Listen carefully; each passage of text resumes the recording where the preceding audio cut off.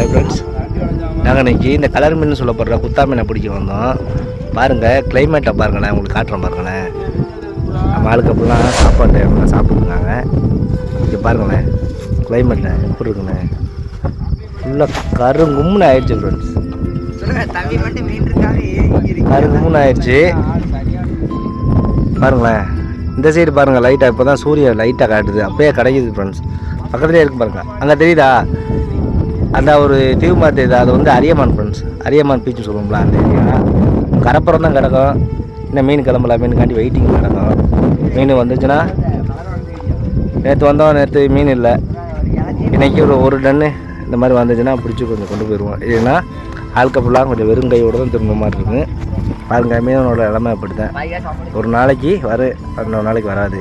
இருந்தாலும் எதை பற்றியும் கவலைப்பட மாட்டோம், ஓகேவா? அதுதான் நாங்கள் பாருங்கள். அது மேலே பசங்களாம் வெயிட்டிங்கு. என் தம்பி மீனை பார்த்துக்கிருக்கான்.